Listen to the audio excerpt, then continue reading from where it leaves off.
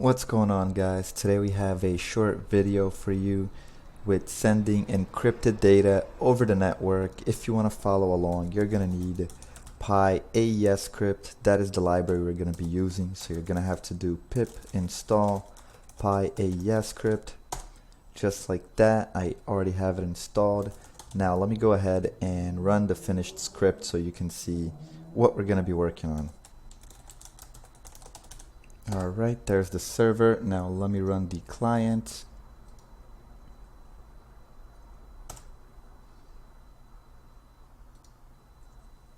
Now we'll be sending messages from the client to the server.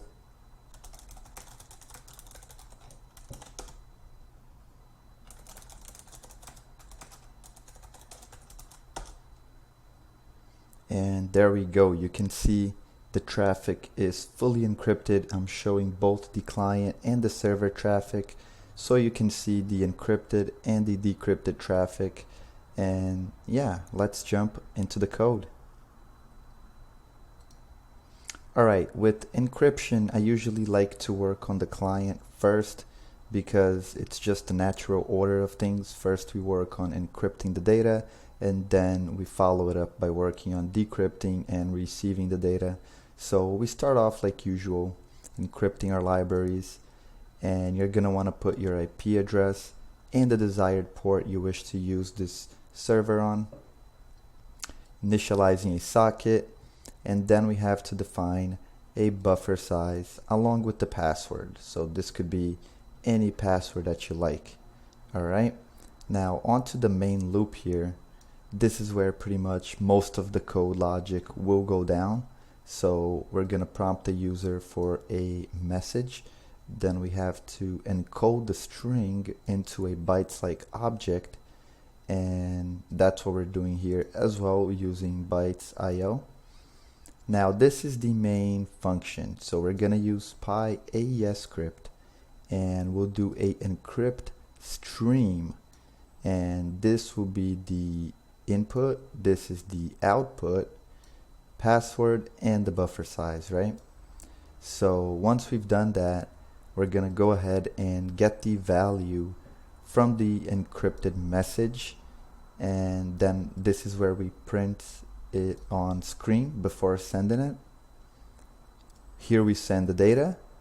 This is our end of file delimiter so that the server knows, hey, we've reached the end of the encrypted content. So we can decrypt this and get ready for the next message.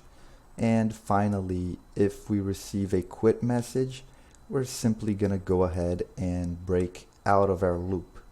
Alright, now let's take a look at the server code, which is not too different from it. We import the same libraries, and here we go and host it on all the available IP addresses. Of course, you have to use the same password, otherwise you get an error. Initialize the socket, listen for one client, and then here we go ahead and print a message when we receive a connection. Now onto the main loop. You can see both of the scripts are just between 30 and 40 lines of code. So we have to clear the main decrypting variables right at the beginning of the script. Otherwise, we're going to be appending the same encrypted content over and over. And you can see we have a loop inside of the main loop to receive data. Alright, so we go ahead and receive 1024 bytes of data. And then we check if the data is less than one length. We go ahead and break. Or if the data reaches the end of file delimiter string, we also go ahead and break out of this secondary loop to begin the decrypting process. Now, if that's not the case, then we're simply going to go ahead and keep appending data for our encrypted content. So basically, if the encrypted content is larger than, let's say, just a single block of code, we're going to keep adding on to that, and we'll just go ahead and decrypt it afterwards. Alright, so this is where we print the encrypted content, and then we have to convert it into a bytes-like object and get the length of it as well, because on decrypting the content, we are asked to input the actual length of the content. And then once we've done that, we go ahead and decrypt it, decode it to ASCII, and convert it into a string. So we got to do all those things. And finally, we go ahead and print the decrypted message. And of course, if the message was quit, we can go ahead and break out of the program. Now we're going to confirm how the encrypted data looks on the network.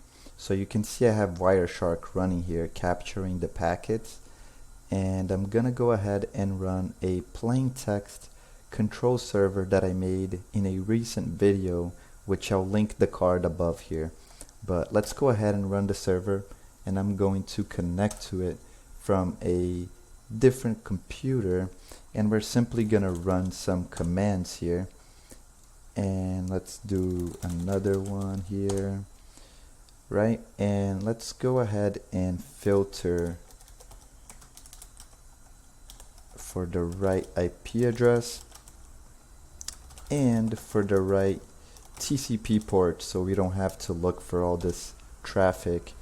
And once we look over here, oops, like that, there we go. So you can see that all this information that's right here on my screen is also displayed right here on Wireshark. All that data has been captured. If anybody were to be paying attention, they would be able to snoop that data. Now let's take a look at the encrypted traffic. Alright, now let's run the encrypted server, and I'm gonna go ahead and connect to it from a different computer, and let me send some messages.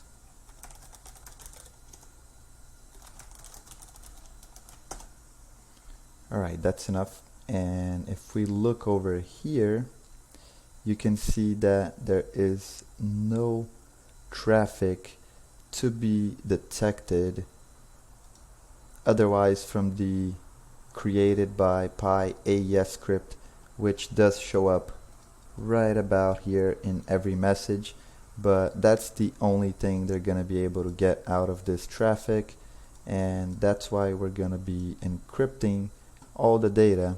You can even go ahead and compare the bytes here, and you're gonna notice it's the same bytes. So yeah, I hope you guys enjoyed this video. We're gonna be implementing this encryption in the Python control server.